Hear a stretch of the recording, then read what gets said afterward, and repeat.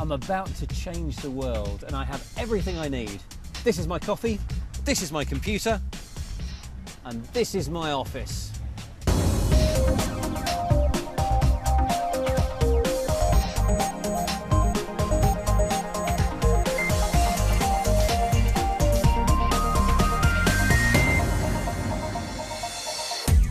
This week on Click, we go underground to live, meet and work with the hackers who are trying to change or even undermine the system. Do we need another social network?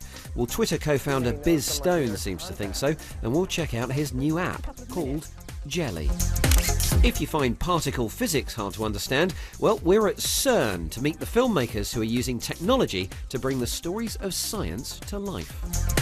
And here's one for me, how to conquer your fear of spiders, coming up in Webscape.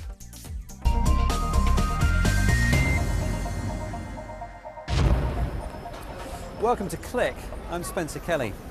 You know, it's tempting to think that all innovations these days come out of big shiny companies like Apple here or Google, or maybe the cheeky little startups that they'll end up buying in a couple of years or so. And if those inventions do end up changing the world, well, they'll make their parent companies a whole lot of money. But many of the foundations of the internet were actually built on so-called open standards, available for anyone to use and adapt, and invented by people who weren't in it for the money. We've met this guy, Cody Wilson, on Click before. He designed, printed and fired the world's first 3D printed gun. His latest open source project is the release of the Dark Wallet, an online tool to further anonymize transactions made with the cryptocurrency Bitcoin. What's surprising though about the way the project is being delivered is the programmers behind it are living and working in squats around the world, choosing a communal open source life over the millions that they could command in Silicon Valley. Barcelona is a particular centre for these developers, and Jen Copestake spent a week in one of the cyber squats there.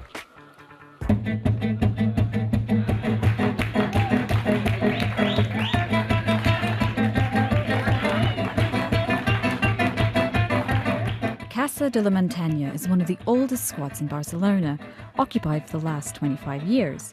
Tonight it's host to the flamenco thief, but it's also hosting a group of Europe's most influential hackers.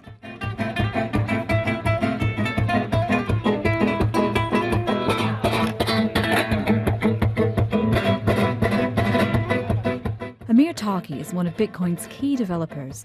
A former professional poker player and video game designer, he's a self-taught programmer and was even expelled from his school for hacking. From a very young age, I was reading about science, I was playing video games. You're seeing all these different scenarios, these little worlds, 3D worlds, and you start to see things that you could improve or make better. It's an unusual setting for someone touted as a future billionaire, but Amir was recently named by Forbes magazine as one of the top 30 tech entrepreneurs under 30. He rewrote the source code for Bitcoin from the ground up.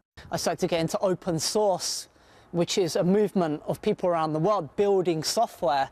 A lot of the software that we use and depend on, like the software in our routers, the software in supercomputers, the software on the internet runs Linux. And Linux is built by people around the world, built by community. This is software that's worth billions, more than Microsoft or Mac OS X. It's incredible, and people all around the world coming together and developing software around principles.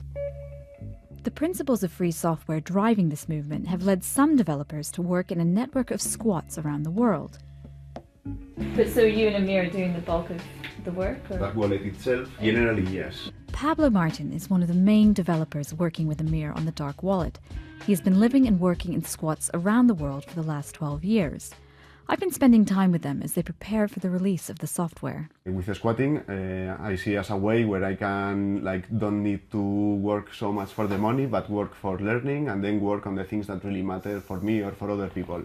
In the squat, they live off very little money, getting some of their food for free by dumpster diving from supermarkets. We don't do it ourselves. When we are working, we are not spending the time skipping, so we're just getting the food and that's it. Yeah. And what time do you think you'll get to bed tonight? Depends. But maybe I'm feeling tired after I finish this, so it's a couple hours, or maybe Yeah. I stay like until the morning.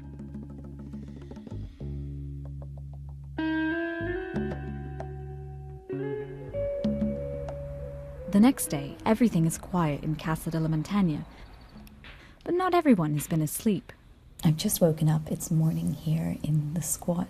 While I've been asleep, the Dark Wallet team has been busy working all night on the project. The team are working on other tools as well, including telephone encryption and Guifi.net, which provides free Wi-Fi to people in rural areas of Spain using peer-to-peer technology. And do you think people are hungry for these kind of tools? Yeah, completely. Like with the telephony, everyone wants to join, and even people in other countries is using it, or calling, oh, I want to pay you some money. And with the Dark Wallet, it's like, wow, people really need it, you know.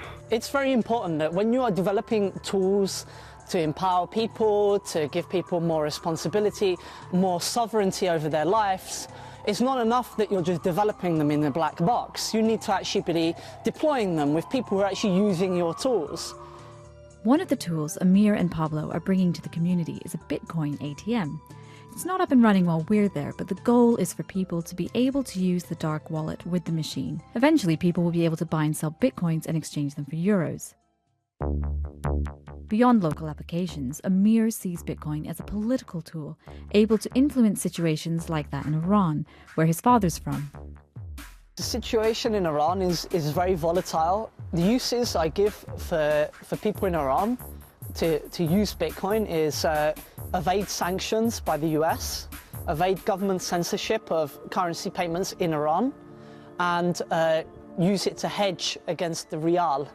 Using software for political activism is common among this community and can be controversial, but it's the reason these developers give up potential millions to live like this. Have you sacrificed a lot to be where you are? Yeah. A few times I was homeless, many times without money. You know, you're so often like just by yourself, isolated. It's sometimes difficult. The squat lifestyle may not be to everyone's taste, but for this movement, the open source way of life fits perfectly with their way of coding.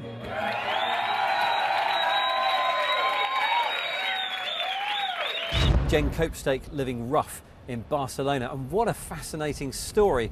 With me is Jamie Bartlett, who's been writing about and researching technology subcultures for a while. And Jamie, you even visited a squat similar to the one in Jen's report. How was that for you? Extremely interesting, just seeing how different people try to live together. They tend to share everyday activities, cooking and eating and sleeping together. And that rubs off actually on the way they program and code. They're very committed to open code software, free software, sharing what they do quite openly. And a lot of those things that they design are then used by all of us for free. I would imagine it's quite tempting for many people who saw Jen's report to say these people, they're just dropouts. They just can't be bothered to get a job and use their skills elsewhere. I mean, are they really as influential as we're hearing? I think some of them are extremely influential, and when you look back through the history of a lot of modern computing, you'll find that many of the great pioneers were dropouts. They were people that didn't want to play by the rules, that looked for alternative ways of living. What do you make of their ideas? Are they going to change the world, and are they going to change the world for the better? You could argue that cyber squats and open source communities have already changed the world, and they have already changed the world for the better when you look around at the impact of modern computing. Some of those that work on the specific sort of cryptocurrencies like Bitcoin and who are trying to make genuinely anonymous forms of currency transaction, yes, I think that is going to be incredibly important in the years ahead. Some of that's very good and very valuable, but within it contains the seeds of some problems, especially for governments. Jen invested quite a bit of effort in getting in touch with these people, gaining their trust in order to get access to make her report. Why are these people so hard to contact, and why don't they like trusting people? It's an interesting question, trust, with these people, because a lot of the systems that they design are all about trying to create systems that you can trust. And they are often not trustworthy of other people. And one of the reasons for that, I think, is they know what they're doing. They know their plans and their projects are quite controversial. They know there are going to be journalists and researchers and government agents and other nefarious interests who are going to try to turn up and find out what they're doing. And frankly, for a lot of them, they don't really care what the rest of us thinks. They're quite happy living in their squat, designing pieces of software that they believe will conquer the world. Why should they bring anyone else in? Jamie, thank you very much for shedding a bit more light on what is a fascinating underground movement. Your thoughts are welcome as always. Email click@bbc.co.uk or tweet us @bbcclick. And next up, it's a look at this week's tech news. Change all your passwords. That was the advice from a host of security firms following the discovery of a major bug nicknamed Heartbleed.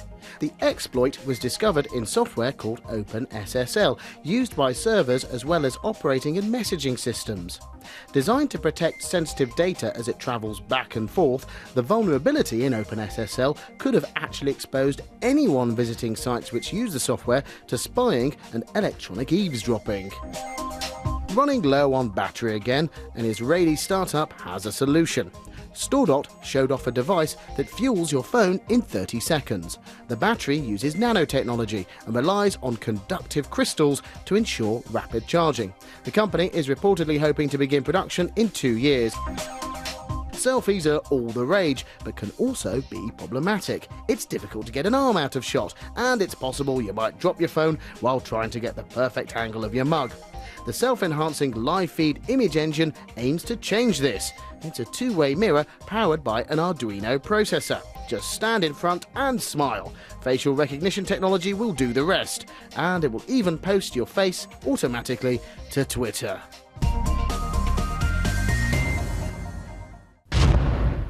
There are plenty of ways to get social online these days, and it's not all about sharing pictures of pets, children, and dinner. Now, it's often more useful when it's used to help each other out. From networks like Yahoo Answers in 2005 to newer ones like Quora, users ask and answer questions, with the good answers being voted up by the community. But there's a new Q&A on the block, and it's broken out of the web in the form of a mobile app called Jelly. And what makes this one particularly worth paying attention to is it's the brainchild of Twitter founder Biz Stone. LJ caught up with him recently in Austin, Texas, to ask him a few questions of her own.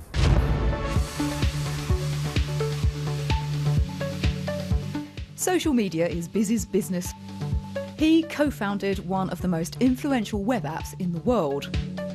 But in the days before hashtags and selfies, remember those, Twitter had its fair share of detractors. But not only did the idea catch on, it changed the world. I still think we're trying to find where the appropriate line is. You know, do you post your goofy party pictures on a social network to live on forever, or do you use one of these applications that has it disappear after 10 seconds? So all of this connectivity, it makes me want to ask, what is the true promise of a connected society? And I have to think that it is helping people helping each other. Sounds nice, but will Jelly become the go-to social app for helpful advice? Or is the idea as wobbly as its food counterpart? So, take a picture, add a question, and sit back and wait for the answers from your social network to roll in. And in the meantime, you could answer a few questions that other people have posted. And in the space of just a couple of minutes, I've got answers to the question I put up. If only I'd have put a useful question there. Talking of which, what are people actually using this for? I do marketing, communication, that kind of thing in my business. And so I asked a question about what are the most tired and overused marketing phrases beyond, but wait, there's more. And so I've gotten a few good responses for that. So I've used it a little bit for my business, and I've used it a little bit for personal, and I've had some fun answering some people's questions. Compared to other social networks, Twitter's very here 1 minute, gone the next. You can't really have a proper discussion on there. So posting a question on Jelly is a bit like posting a question on Facebook, and it'll hang around long enough for other people to see it, who are knowledgeable, and to respond. Now, asking questions on the internet is, of course, about as reliable as you'd think it might be. But people can vote answers up as good. In fact, in some ways, the platform is similar to Reddit, Yahoo Answers and Quora. So, why do we need another social network? With Jelly, since we're combining the networks, and then we're reaching 1 degree and 2 degrees out, and because your query might get to someone in your network, they might not know the answer, but they may know someone in their contacts on their phone who could help you. And now you're jumping right out of any social network into a whole new social network. That's the strength of weak ties phenomenon. One of the reasons behind Twitter's success could have been down to how the platform listened and adapted to its users. A famous example is the hashtag. They were adopted officially after everyone was already using them. Perhaps the same will hold true for Jelly. Ultimately, it's down to the users to break the mould. LJ Rich talking to Biz about Jelly. It's not often you get to say that on the telly. Anyway, have you ever played a game which has been so compelling you've completely lost yourself in it?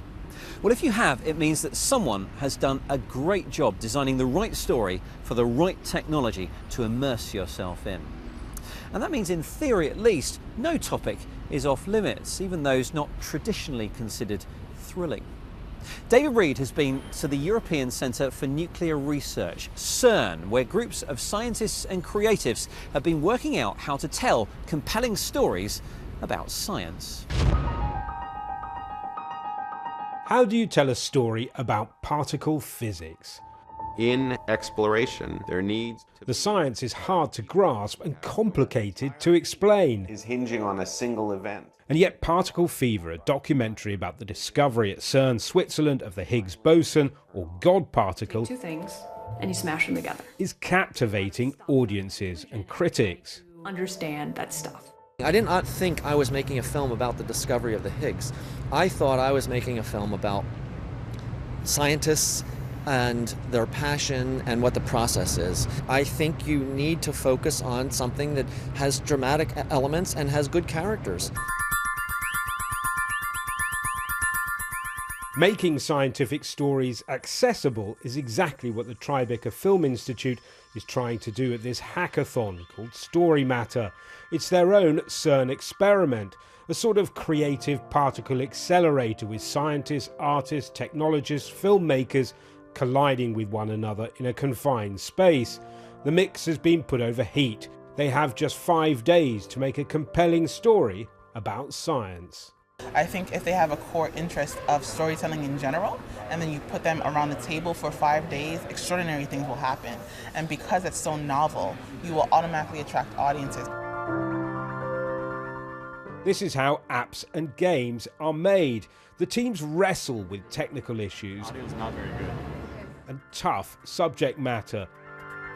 One team's telling a story about viral infection, another about dark matter.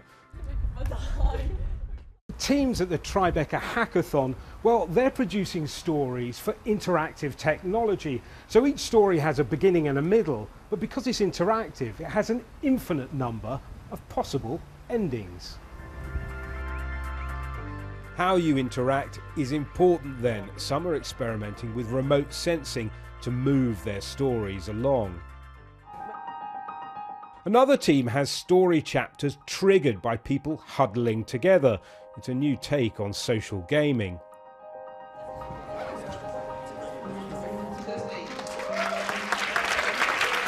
After 5 days of late nights, the teams take to the stage to show their creations. This is what dark matter looks like. When a person signs on to Vector, their Twitter profile is analyzed. And Vector, an exploration into microbes and vaccines, well, it's bound to go viral, isn't it? Just shows what you can get when you mix digital storytellers and scientists together and bombard them with coffee in a creative particle accelerator. David Reed, technically interesting. Anyway, To follow or not to follow? That is the question that Twitter aficionados are constantly debating. Kate Russell's no different, although would you believe she has an app to help her decide? Yes, of course you'd believe it. We'd expect nothing less. Here she is now in Webscape. Lately, I've been losing sleep. The average Twitter user follows 102 accounts, but some are following thousands. If that sounds like you, Manage Flitter can help you see the birds in the flock by breaking down your following and follower lists into more manageable chunks, revealing who is engaged with you and who is just dead wood. Everything that kills me makes me feel alive.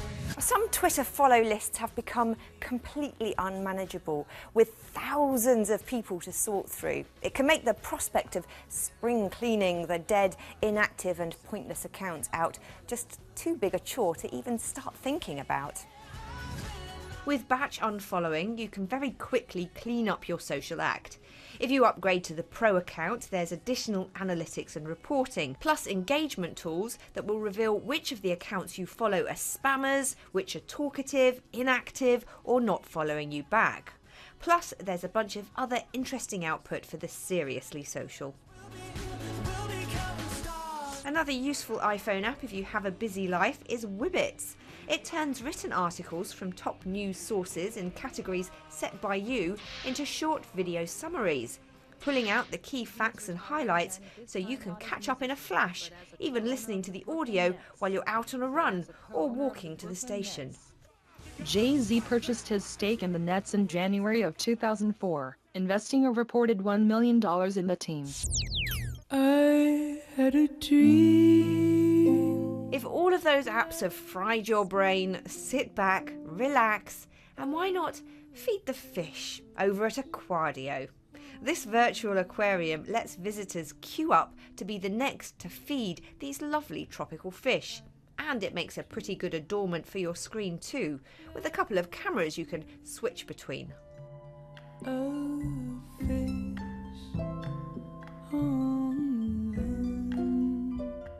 Some geeky details about the system. It uses an Arduino board to operate an automatic feeder that rotates and drops food whenever a user interacts via the web app. It's an ingenious contraption, and as a bonus means the developers never have to remember to feed the fish again. Don't panic. Itzy's going to be helping us with this. Now that spring is well and truly here, get ready for the invasion of the spiders.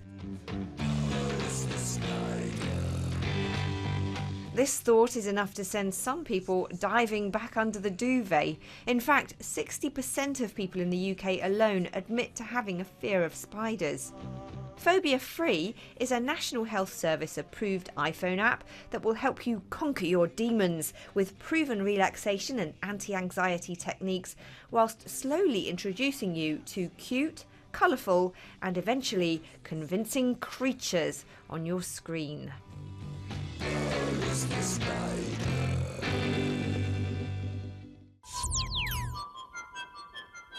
If the spiders get too much, this week's video of the week should help bring things into perspective.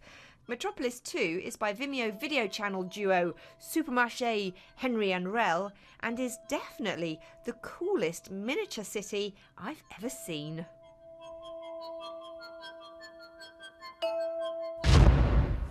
Thank you, Kate. My little boy loves that video, and he is a chip off the old block, so needless to say, so do I.